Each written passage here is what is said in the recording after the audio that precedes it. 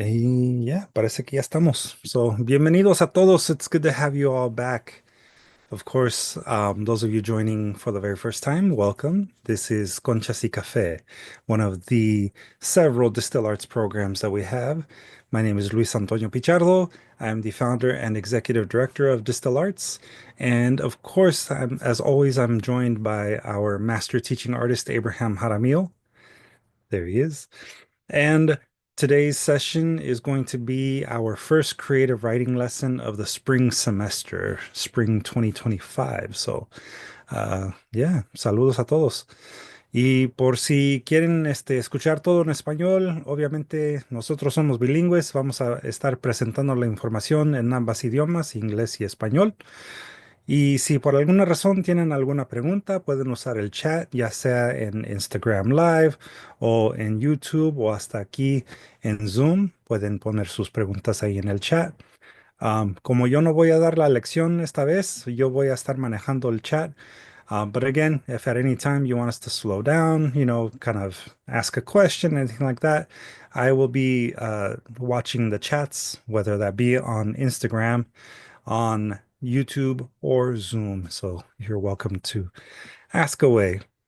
And for those of you that are joining in on Zoom, I am uploading now in our chat the handout so you can follow along if you want to download the handout.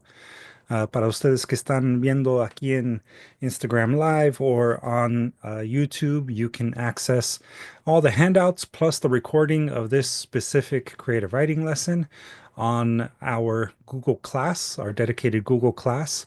You can learn how to access that by visiting our website at distillarts.org/conchasicafezine.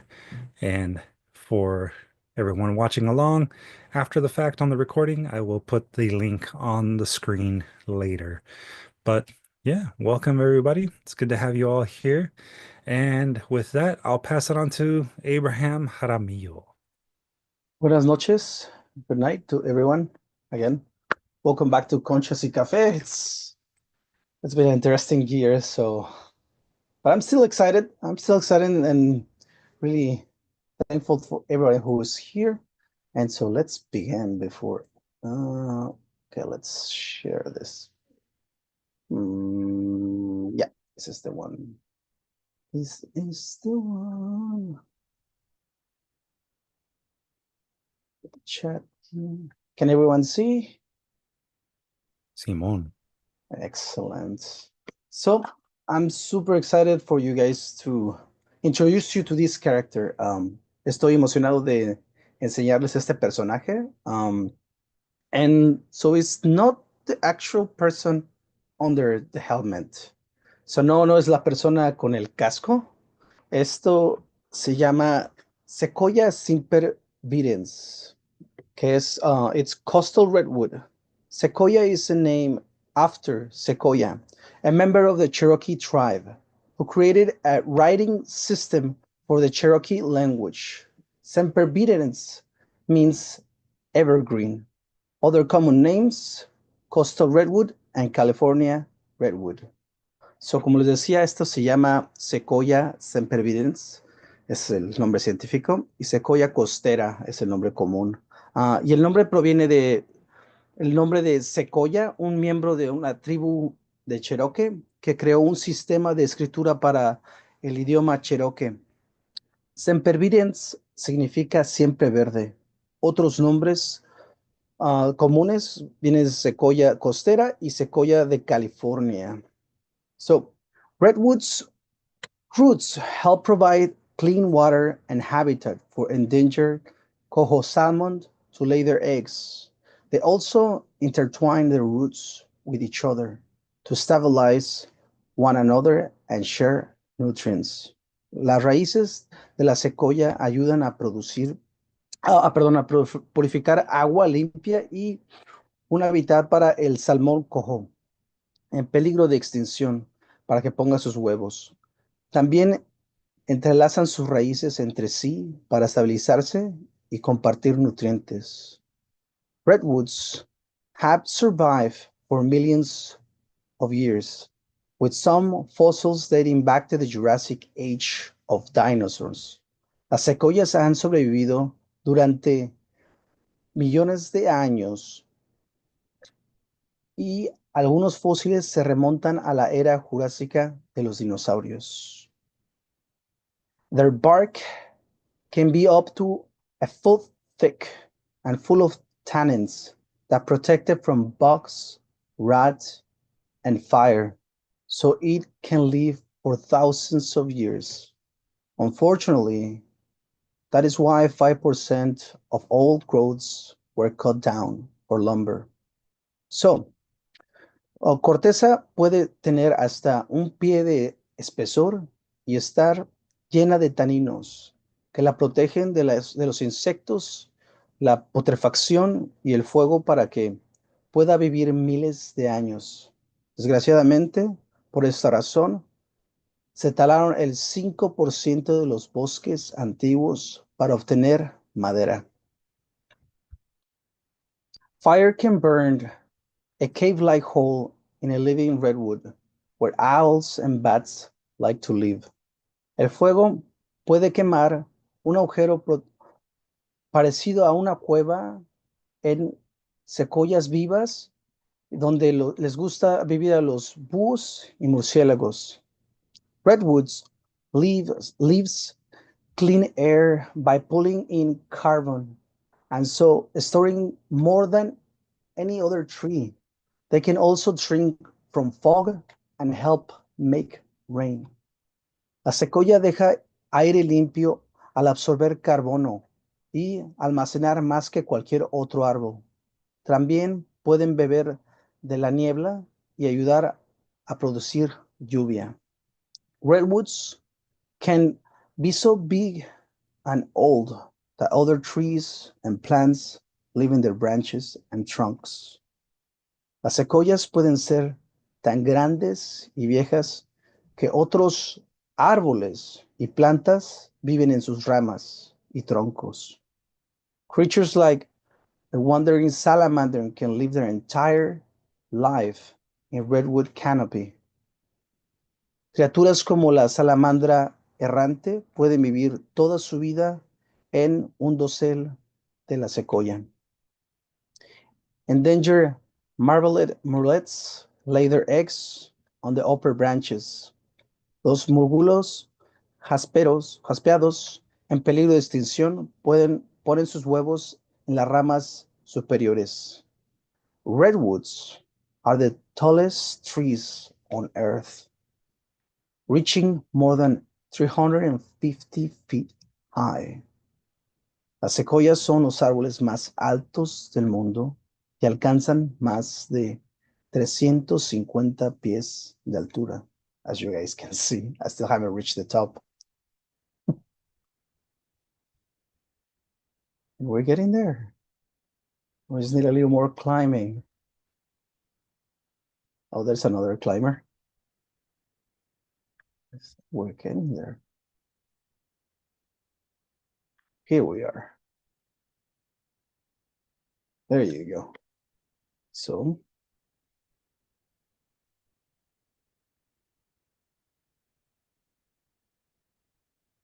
that is the tree that we're just talking about. National Geographic photographer Michael Nichols shot this image while on assignment for the famous magazine. At least 1,500 years old, a 300-foot titan in California, Prairie Creek Redwood State Park, has the most complex crown scientists have mapped. This photo is a mosaic composed of 84 images. It was produced in the National Geographic Digital Lab on the museum-grade archival paper using the Lambda photographic process. It's a type of printing using lasers.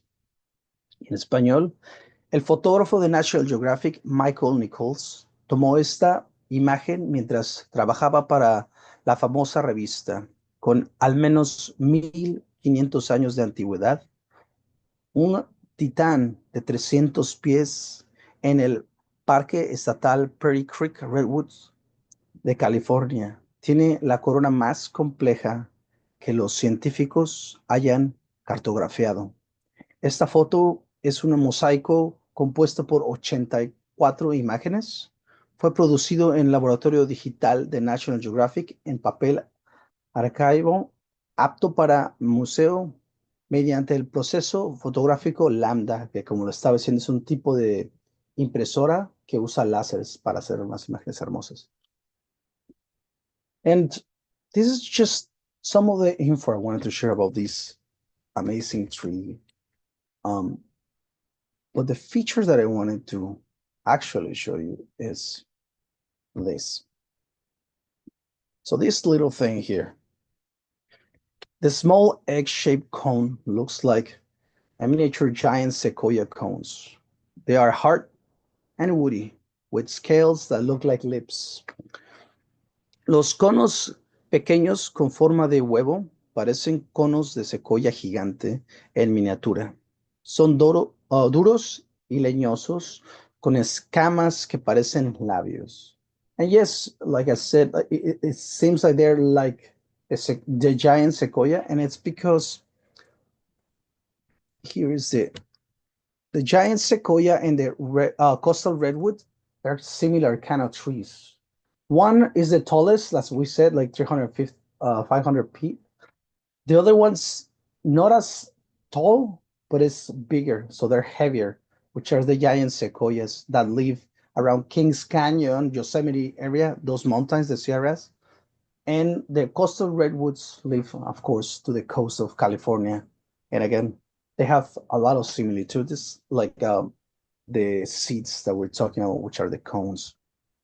And pues, como les decía, no, perdón, español, las secoyas gigantes y las secoyas costeras son muy parecidas. Una básicamente es más gruesa y ancha, pero un poco más baja que las secoyas costeras que estamos hablando. Una pues es en la costa de California y la otra en las montañas de las Sierras Madres. Ahí es donde se encuentran y tienen sus similitudes. So, there's So, fire has been there from the beginning of time, and coastal redwoods and giant sequoias have evolved not only to withstand the fire's carnage, but to grow from fire. The trees are fire resistant, and you can see the evidence in the charred caves of big surviving trees. And the cones, like the ones in the image, of a different species though, have seeds that are sealed inside even for years until a fire comes, dries the cones, and opens them. This provides the seed with two massive advantages. One, it opens the sky to light by burning competing vegetation. And two, it leaves the soil full of nutrients from the ashes for the little seedlings to grow. And so, coastal redwoods and giant sequoias grow from fire. El fuego ha estado ahí desde el principio de los tiempos. Y la secoya costera y la secoya gigantes han evolucionado no solo para resistir la matanza del fuego, sino también para crecer y a partir del fuego. Los árboles son resistentes al fuego y se pueden ver la evidencia en las cuevas quemadas de grandes árboles sobrevivientes y los conos como el de la imagen que estamos viendo ahorita, de una especie diferente, tienen semillas que están selladas en su interior. Incluso duran años ahí, hasta que llega un incendio y se secan los conos y después se abren. Esto proporciona a las semillas dos enormes ventajas. Una, abre el cielo a la luz al quemar la vegetación competidora. Y dos, deja el suelo lleno de nutrientes de las cenizas para que crezcan las pequeñas plantulas. Y así, las secoyas costeras y las secoyas gigantes crecen del fuego. This. So these are the seeds. So me, Luis, and Angie, we had a conversation a month or so back. We were talking about the wildfires in California, these 2025 Palisade Fire, Eaton Fire, Hoggers Fire. We were talking on ways to help. And hold on a second. And a big shout out to Angie, a big shout out to Angie, who helped collect and deliver goods for people affected by the fires. And Mhm. so yeah, she's one of the members from the Conchas, from TSTL Arts. She helped us a lot, and she helped us a lot for this as well. Yeah. Um, you want to add something, Liz? No, I just want to say, definitely Yeah. shout out to Angie.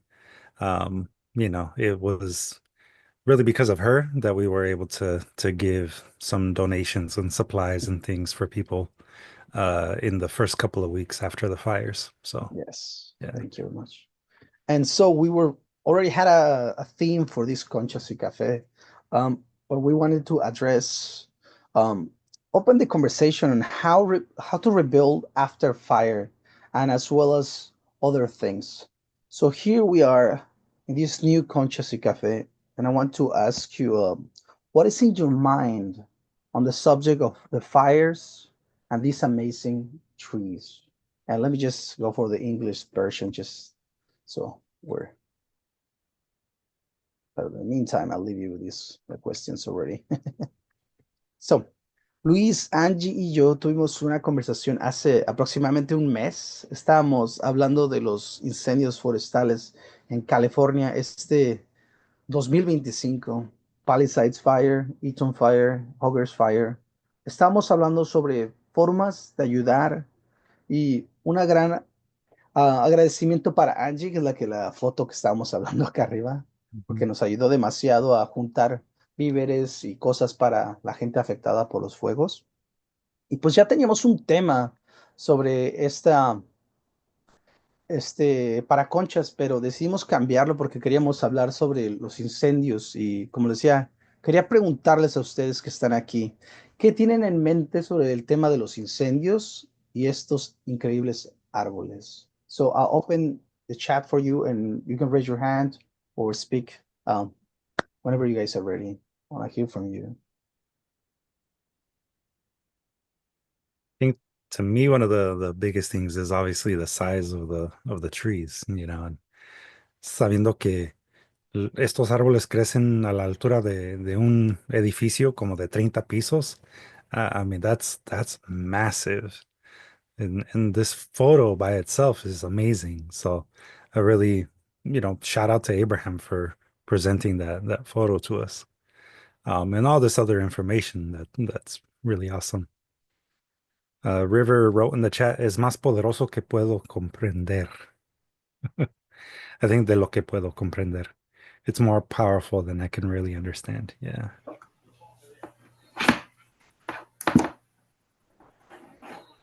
Anyone else have any thoughts?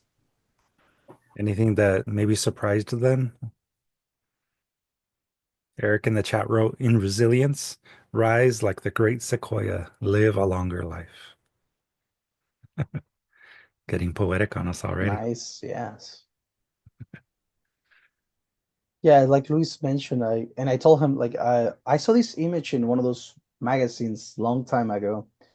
And I remember the magazine will open and there's a couple of pages and you will open all the pages and you will have the entire tree. And it's a nice thing because usually people shoot a tree from wherever they are.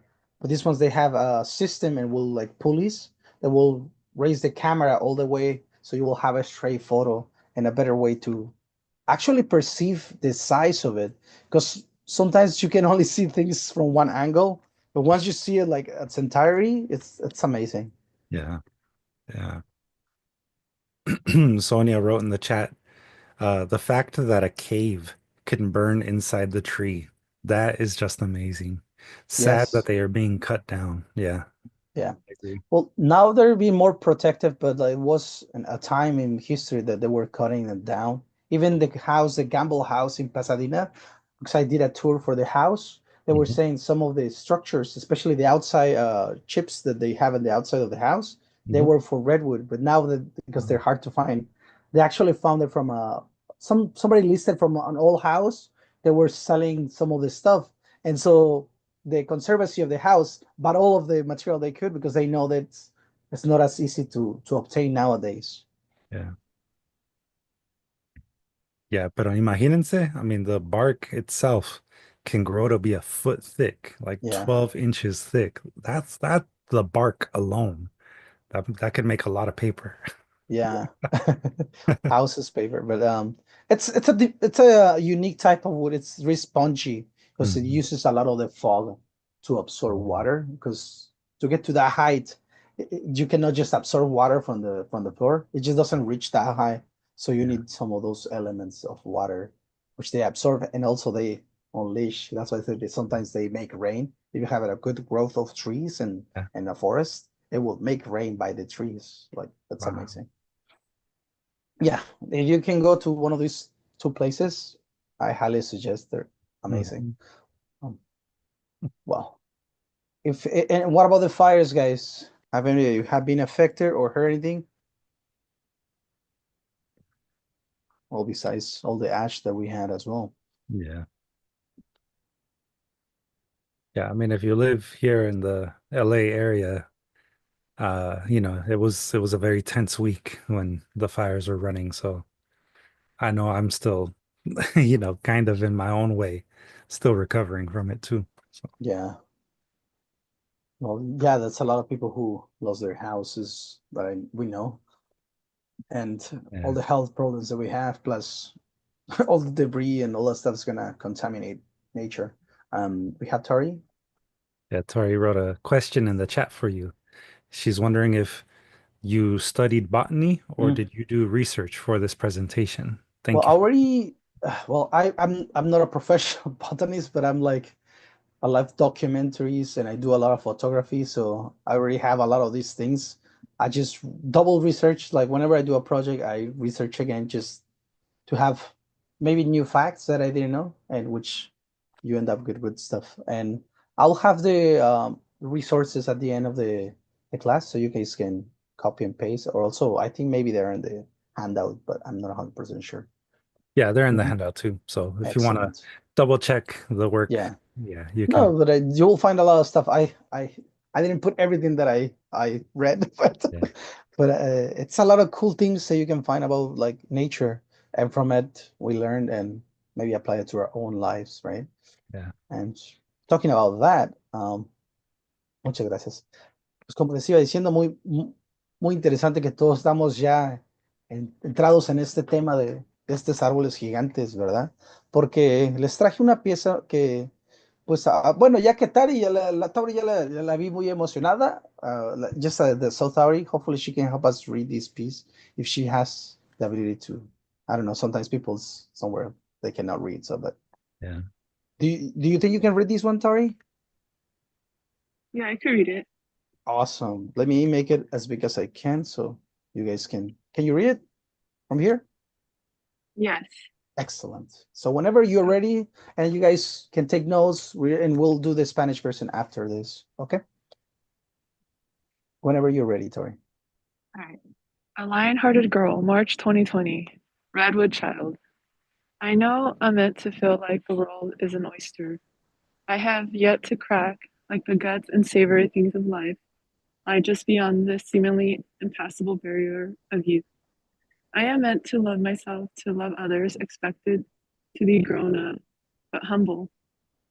For I am a child in a room full of adults whose legs are trees, and I am a sapling not tall enough to reach the rays of sunlight that that are experience and wisdom.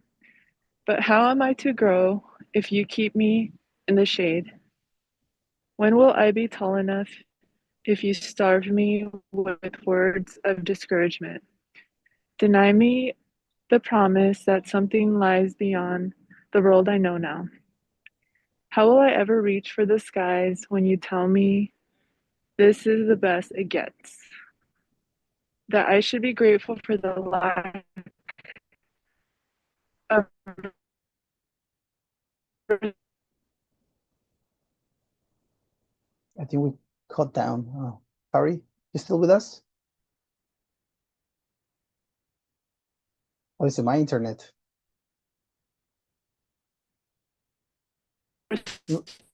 Luis, is it me or you, you guys? Responsibility I have. Oh, Oh, hush, little sapling, you know nothing of the world beyond this grove. But I know what it feels like to have storms. Yes,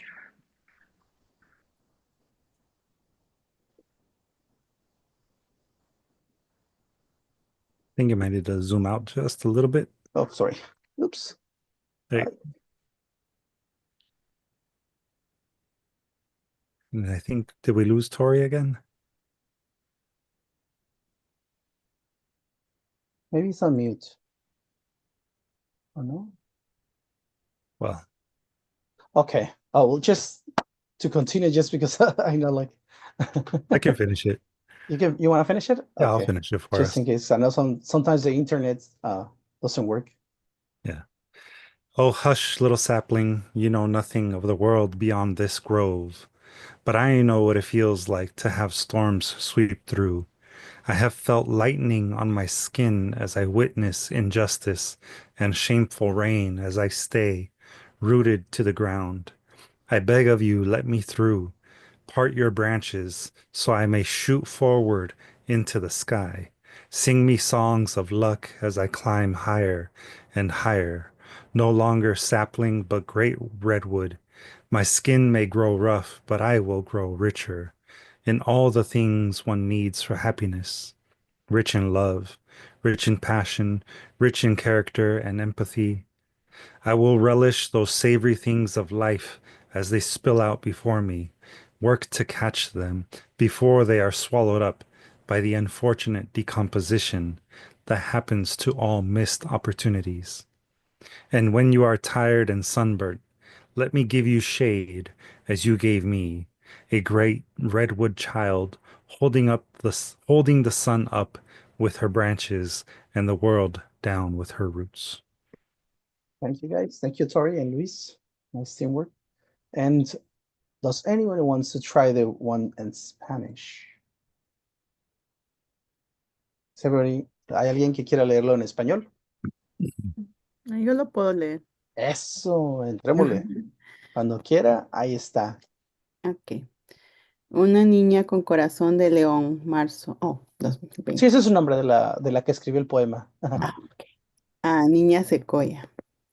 Sé que debo sentir que el mundo es una ostra que aún tengo que romper, como si las entrañas y las cosas sabrosas de la vida se encontraran más allá de esta aparentemente barrera infranqueable de la juventud.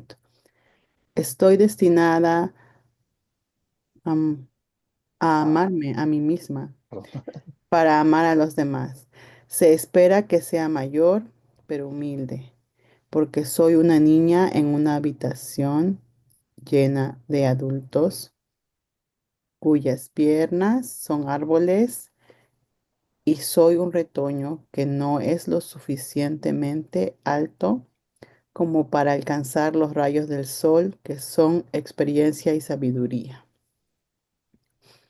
Pero ¿cómo voy a crecer si me mantienes en la sombra? ¿Cuándo seré lo suficientemente alta si me matas de hambre con palabras de desaliento? Niégame la promesa de que algo no se encuentra más allá del mundo que conozco ahora. ¿Cómo podré alcanzar los cielos cuando me digas esto? Es lo mejor que hay, que debería estar agradecida por la falta de responsabilidad que tengo. Oh silencio, pequeño retoño, no sabes nada del mundo más allá de esta arboleda, pero sé que lo que se siente cuando pasan tormentas. Sentí relámpagos en mi piel al ser testigo de la injusticia y lluvia vergonzosa mientras me quedo arraigado al suelo. Te lo ruego, déjame pasar. Separa tus ramas para que yo pueda disparar hacia el cielo. Cántame canciones de suerte mientras subo más alto y más alto. Ya no un árbol joven, sino una gran secoya. Mi piel puede volverse áspera, pero creceré más rica en todas las cosas que uno necesita para la felicidad.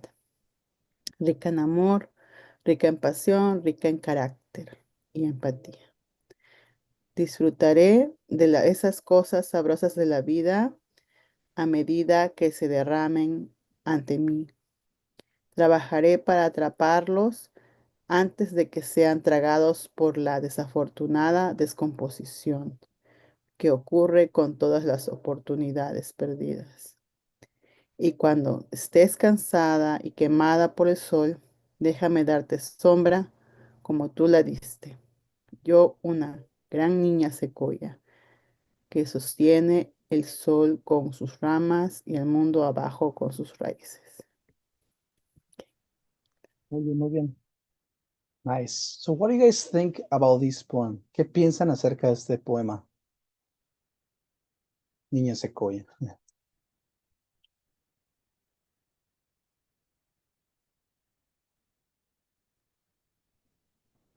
Any first impressions? Mhm. Anything they might bring you to your attention? Are you thinking about it from the poem or style? Anything you guys like or dislike? I don't know. También. Que quieran hablar de sobre el poema. Tenemos mano de Marilu. Marilu? Yes, well, the impression that I got indeed is it's a little girl. It's begging to probably her parents to let her grow, to let her exposed to life. It's a kind of begging to let me free, let me grow, and then I will I will take care of you. Yes. Also, I think River. Ya, tenemos aquí de River. Me gusta como la forma es como un árbol. I like how its form is like a tree. Oh, And you I mean think the that's referring to the poetic way it form? Yeah, looks. Yeah. yeah. Yeah, definitely had a nice style when I was checking it from the website. And also cuts after like finishing the actual sentence. It goes to the style that what's the style that you like, Luis? The enjambment. Jam, he does a lot of enjambments here. Yeah. Which I'm like, oh cool, I like it. It keeps you coming for more. Yeah. On YouTube, we had a comment that said that they like it because it reminds them of their dad. Oh, see? Yeah. They see their parents like these grow trees and you're just learning from them or trying to be one big tree as yourself, right? Ujú. Yeah. Ahora escribió el disfrute y conciencia de la persona que va creciendo. Yeah. Ujú. Eso se trata mucho de crecer, eso sí es cierto. Mhm. Yeah. I really Any other appreciate, thoughts? well, I personally really appreciate that the metaphor of the tree is consistent throughout the entire thing. We keep going back to it. So we're reminded throughout the entire poem that, the tree and the way that trees grow, that is exactly what it's like to grow up as a child too, where sometimes surrounded by things that overshadow us, but if we're given the opportunity, we can become just like them. So eso para mí me gusta. Yes. And good that you brought it up because that's kind of where we're heading. Good job, Luis. Transitions. Yeah, good transition. Let me get here. Let me shut this image here. Actually, let me just close it this way and get to the next part. What are you? Oh,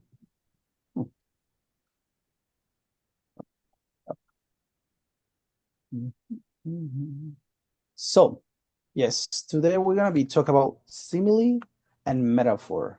So vamos a hablar de estas dos cosas y ahorita vamos sobre eso, ¿verdad? Déjenme hacer un poquito más. So, let's start with simile, right? Pronounce simile. There's a way to write it. It's a figurative language that compares two things using the words like or as. It is also known as an indirect comparison. As a writer, similes give you the power to create vivid imagery and descriptions for your reader. Simile es un lenguaje figurado que compara dos cosas usando las palabras cuál o cómo. También se conoce como comparación indirecta. Como escritor, los símiles les brinda el poder de crear imágenes y descripciones vividas para su lector. If you write that someone is as thin as a rail, as American as apple pie, like an open book. So, si escribes que alguien es tan delgado como un riel, tan americano como un pastel de manzana, como un libro abierto, then you are writing in similes. The person you are writing about does not literally have the same width as a rail.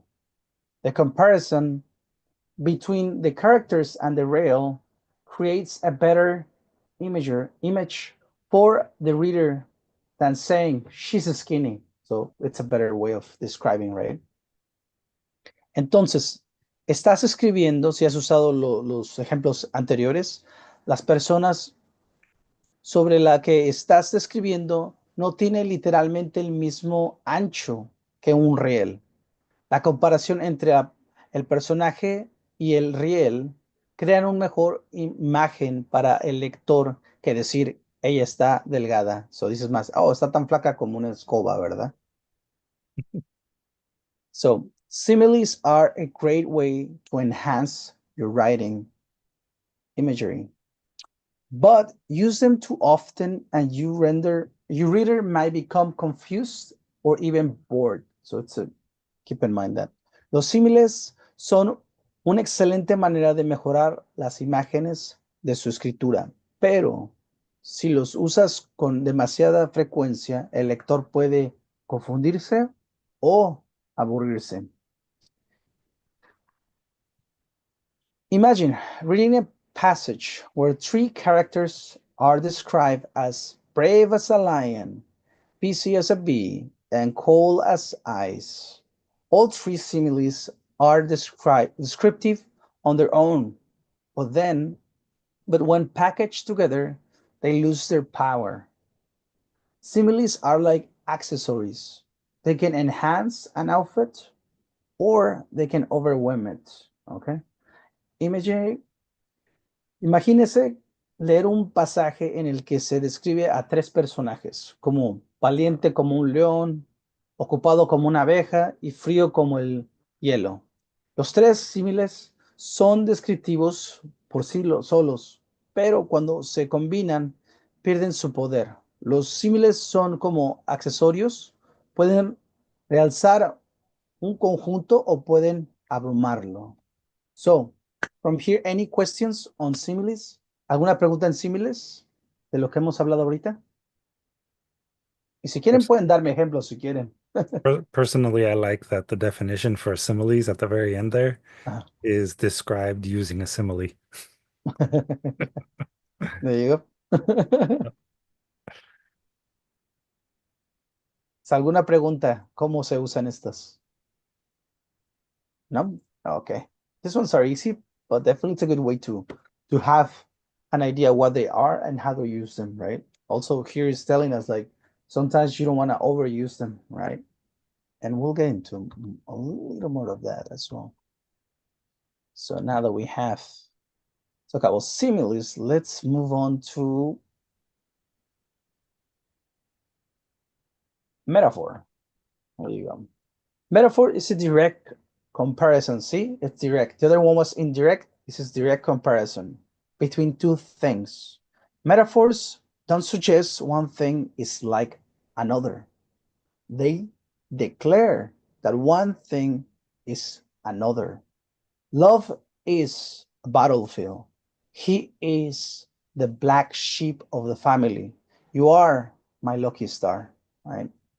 So, metáfora es una comparación directa, no como las símiles que eran son indirectas, estas son directas entre dos cosas.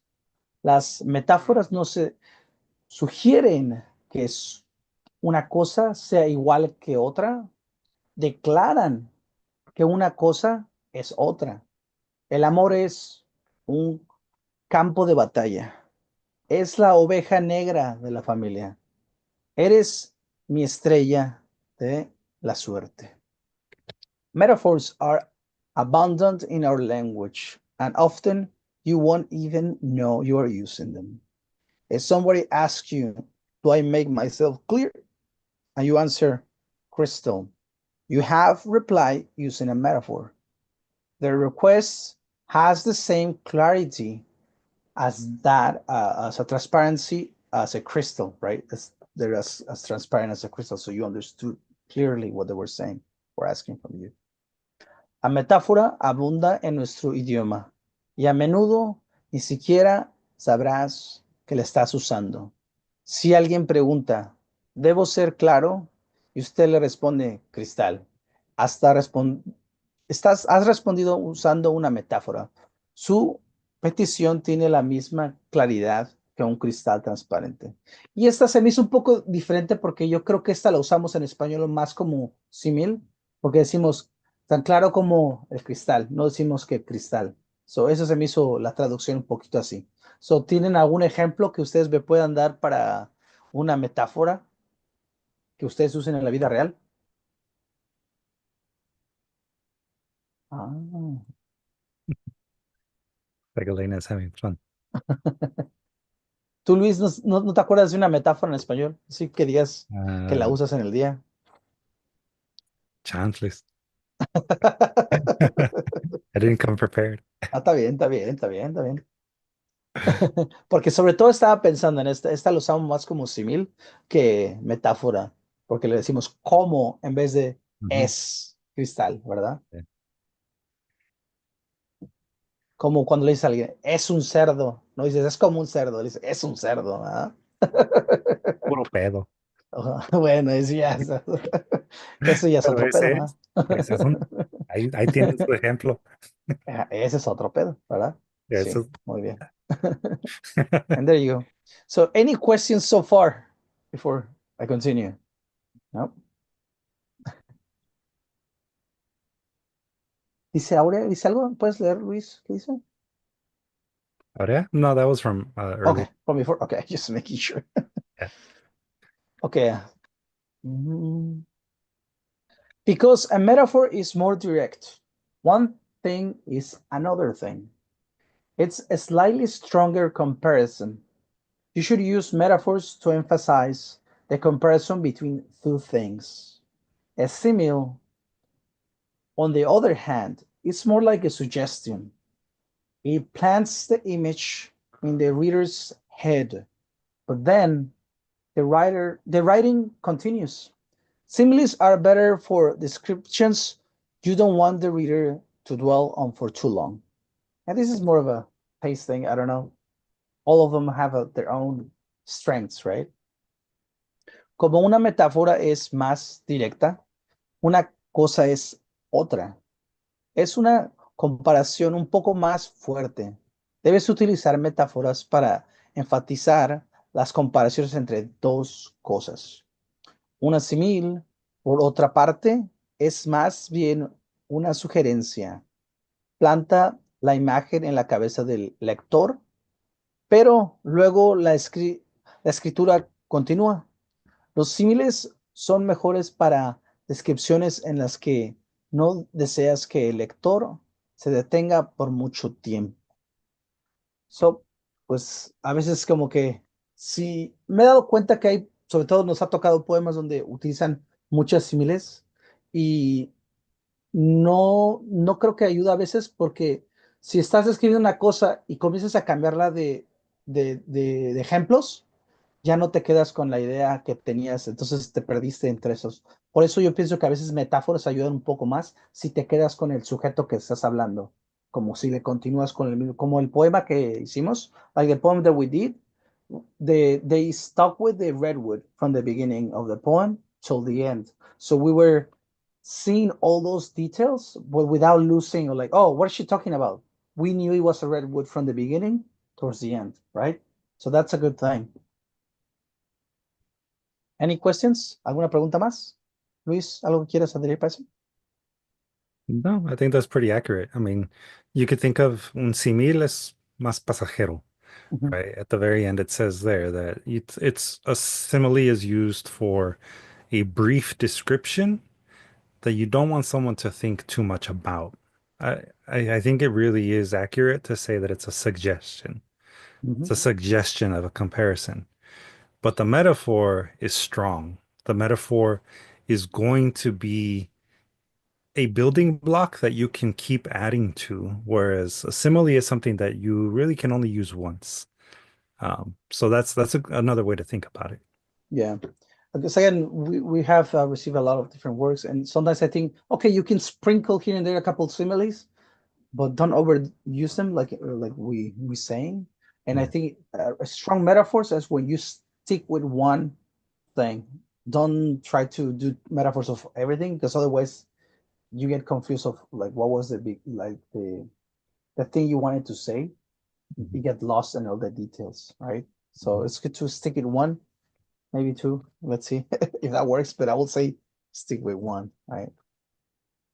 And it's very possible to use one metaphor for an entire poem, Mm-hmm. as we saw in the Redwood Child poem that Mm-hmm. Abraham shared. You know, that is a single metaphor that is used throughout the entire poem because that single metaphor talks about how trees need shade. Sorry, trees need sun. You know, they die in the shade. They need, I believe, water was brought up. You know, the concept of a sapling and branches and growing towards the sky. So multiple elements that surround the idea of a redwood tree, all of those elements came together to reinforce the metaphor. Yeah. That's ultimately where the metaphor, like I said, can be a building block because you can build on top of the first metaphor by continuing to talk about things that are related to that metaphor. Mm-hmm. And again, like as we're talking about, like here is it's not a simile because they're saying whose legs are trees. It's not saying they are like trees. They're saying they are trees. And basically it's telling the tall people, the tall adults, right? The legs are big as trees, right? So it's telling us they're trees, not suggesting that they're looking like trees. They're saying, so they put you in a different place, right? I think this is the most strong, right? Mhm. And it goes saying all these things, right? And it's even saying like, oh, let me cover you with like the sun, right? Like you cover me. So using all these still with the tree, but it telling you so much, right? So especially when you have a lot of information, so the two things that you want to compare to, it's a great way to draw, right? And to compare things that you want to say. River wants to challenge themselves to write a poem using only similes. Yeah, there you See go. what You can do happens. similes as well. Again, excellent. And well, good thing that you said that because I wanted to actually share. Let's see. Let me try to see where you are. I have a lot of spaces here. So let's actually go to your homework before I forget. Your favorite part of this class. Su parte favorita de la clase. So here's the homework. Write a poem using similes or a metaphor. Again, I'm gonna stick with one just to make sure you get a good grasp of it, right? About rebuilding after fire. I suggest using the redwood because we already have a lot of information to compare it to rebuilding after fire. If you want to use something else, it's fine. Just make it about rebuilding after fire. ¿Ok? Y como les decía, tarea, Escribe un poema usando símiles o metáfora, o una metáfora, no se vayan a hacer muchas porque como les digo, es más fuerte cuando usas metáfora, usa la misma, intenta quedarte con la misma. Um, sobre la reconstrucción después del incendio. Sugiero que usen la secoya porque también tenemos mucha información cuando tengan su panfleto, el handout que les dimos, para compararla con la reconstrucción después de los incendios.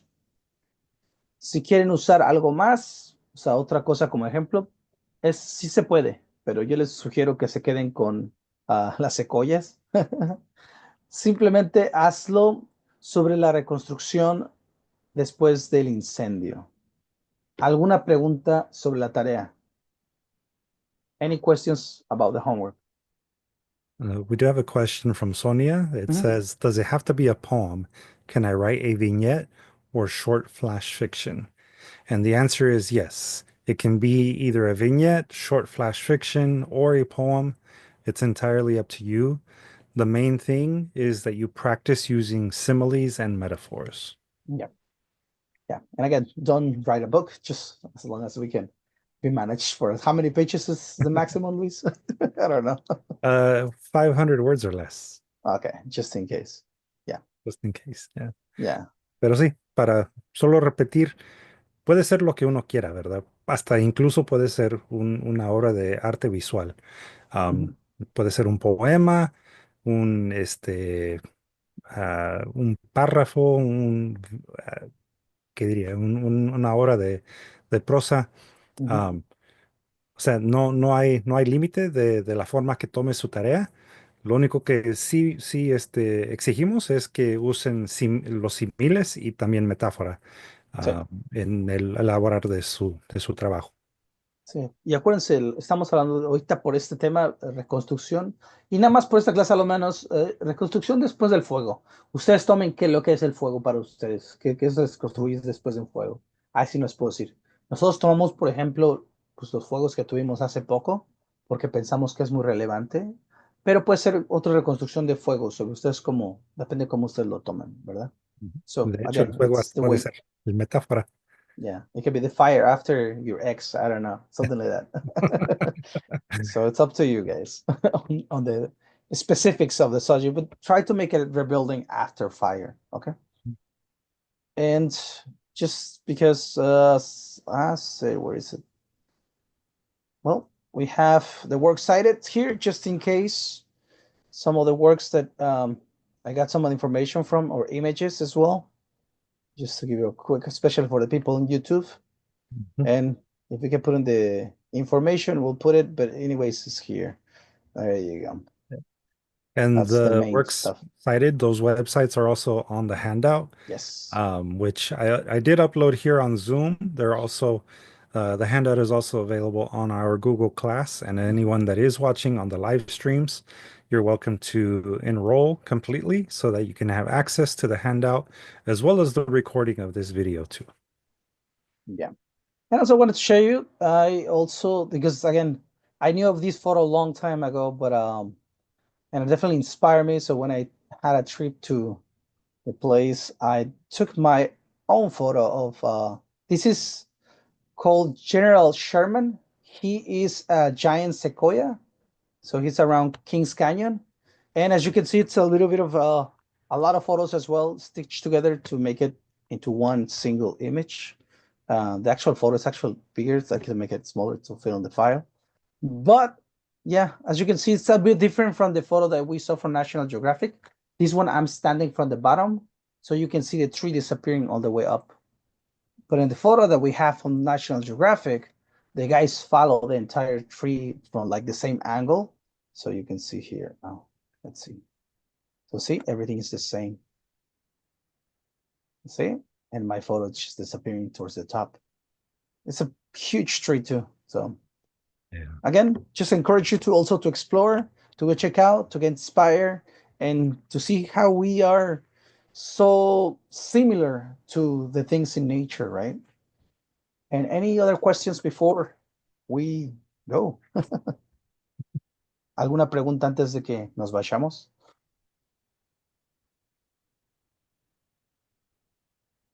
Anyone have any thoughts about the fire that they, feel like they would like to express? That too. Yeah. Because we do recognize that, it was a difficult time for a lot of people. And like I mentioned at the beginning, all of us are still in some way, sometimes, recovering from what happened. So we do want to be obviously supportive if anybody does feel the need to share anything. You don't have to. You can always reach Mhm. out one-on-one. And we're more than happy to provide resources, to give you additional assistance if you need it. So, somos un recurso para todos. Ujú. Ok, muchas gracias a todos. Y no sé si tengamos otro announcement antes de que cerremos el changarro. No, lo único que falta es el recordatorio that um, if you do manage to finish your poem or piece, doesn't matter to what degree it is, even if it is incomplete, we do ask that you email it to both me and Abraham. You can email it to me at luis at dstlarts at distillarts.org. And also you can email it to Abraham at distillarts.org. We ask that you email it to us by the end of the day on Friday, this upcoming Friday. That way we can, have enough time to read it and give you feedback next week. For those of you that are in the Zoom session, you will have a chance to share your work with everyone in the group, and that way you can get feedback directly from everyone. So it's a little bit different from how we've been doing the whole cohort workshopping system before. So we are experimenting a little for anybody that is joining on the live streams. Again, if you want to participate in the workshopping component, you Which do is really need to fun. fully enroll. Pero por favor, cuando terminen su trabajo, sea completo o solo sea como ideas o algo que apenas va empezando, sí les pedimos que nos manden por correo electrónico la obra que van a presentar.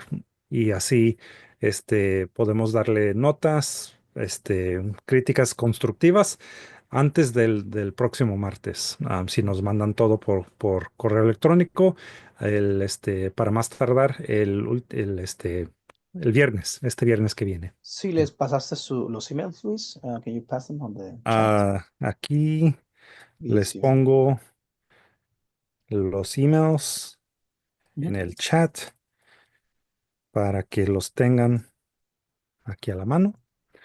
And And again, we'll be having discussions on the 11th, on the 18th as well. We're mhm, going to be having these workshops. We're going to talk about the work you guys have, suggestions, also what we like, all the stuff we're going to cover with you guys, which is going to be fun. And I want to see what you guys wrote. It's going to be fun. And on the 25th, we're going to have another class. So also be having in the calendar. It's a good to have. And mhm. definitely come and be prepared to share and to talk about everybody's work. We'll be doing that. And Yeah, again, if you want to go explore, go explore. You have time. exactly. Yeah, it's a lot of cool trees. I think the closest that I know, the redwoods, they have one in Santa Barbara. They have a little growth. They're like medium-sized redwoods. They're pretty nice too. I think Pomona also has the College of Pomona has redwoods on the front yard. Remember? Oh, yeah, that's right. They So do. if you want to visit, those are good places to go and check them out. Just to write these under a tree. Amazing, right? Just saying. Yeah. And Tori asks, are we learning our cohort today unless we will just be one big group? Yes, big group. Yeah. So yeah, just to reiterate, we are going to be one big group this time. So there will be no cohorts. You'll be getting feedback from both me and Abraham as long as you email us your work in advance, we will be able to provide you feedback on your Google Doc. But for every Tuesday, we're going to present it on the screen for everyone in the big group. And the entire one big group will have an opportunity to give you feedback. So we're hoping that that gives you more perspectives and more things to work on. as you develop your writing or artwork that you create as part of the class. Yes. Big group. And again, I did put the email addresses for me and Abraham in the chat. So please send us your work no later than the end of the day Friday to give us enough time to review your work. Oh yeah, River, doesn't have to be in English, Spanish, again, whichever language you want to go first. I know sometimes it takes time to translate. As you can see, sometimes I picture my translations because it takes time, right? Especially Yep. to double check some little things.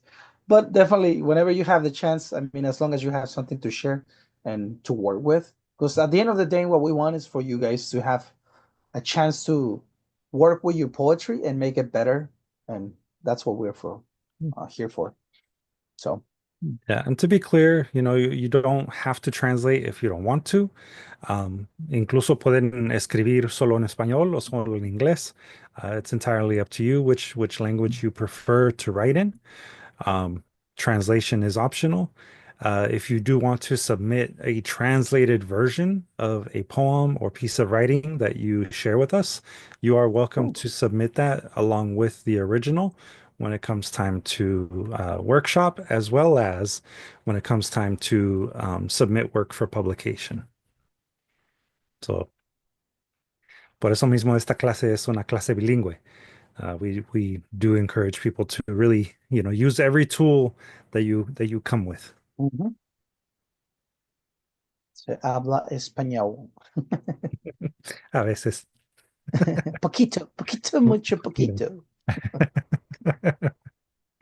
Exactly. So, yo creo que con eso, pues ya nos despedimos. Thank you, everyone. I hope you all enjoyed tonight's lesson. This recording will go live in about a day or so on our Google Class. Pero si hay alguna pregunta más, aquí vamos a estar. But yeah, I hope you all have a good night. Take care, everybody.